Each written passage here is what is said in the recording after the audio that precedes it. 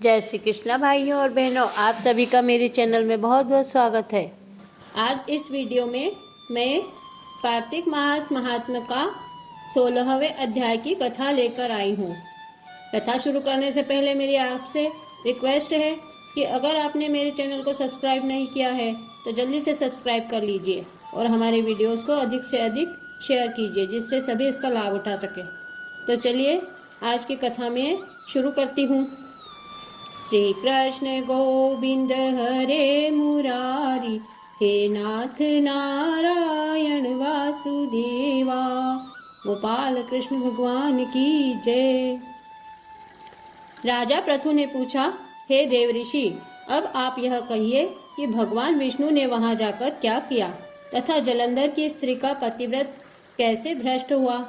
श्री नारद जी ने कहा, जलंधर के नगर में जाकर भगवान विष्णु ने उसकी पतिव्रता स्त्री वृंदा का पतिव्रत भंग करने का विचार किया। वह उसके नगर में एक उद्यान में जाकर ठहर गए और रात में उसे स्वप्न दिया।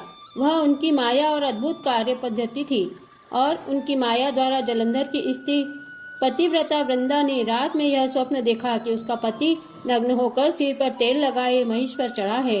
वह काले रंग के फूलों की माला पहने हुए है तथा चारों ओर हिंसक जीव है। वह सिर मुंडाए हुए अंधकार में दक्षिण दिशा की ओर जा रहा है। उसने अपने नगर को समुद्र में डूबा हुआ देखा और इस प्रकार के बहुत से भयानक सपने देखे।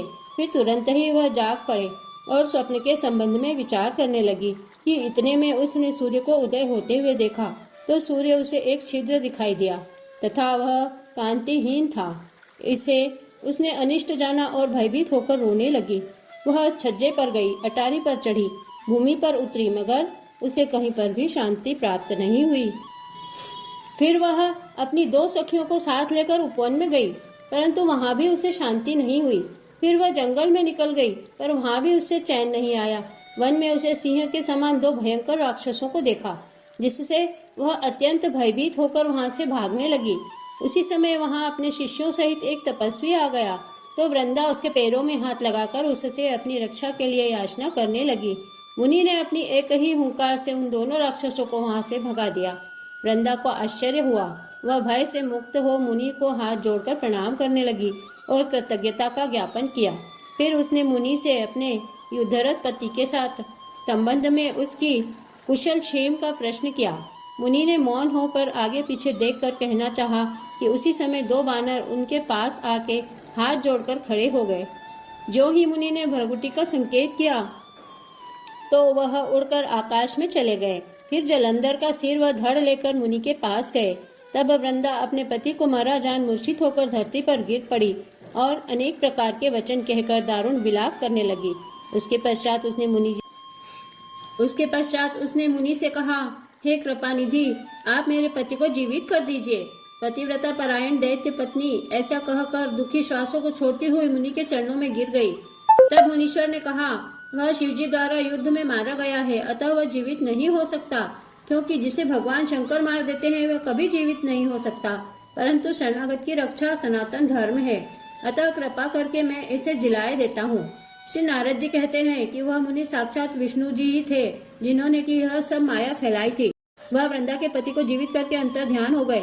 जलंधर ने उठकर वृंदा का आलिंगन किया और उसका मुंह चूमा। वृंदा की पति को जीवित देखकर बहुत खुश हुई और अब तक हुई सब बातों को स्वप्न समझा। पश्चात वृंदा सकाम होकर बहुत दिनों तक अपने पति के साथ विहार करती रही।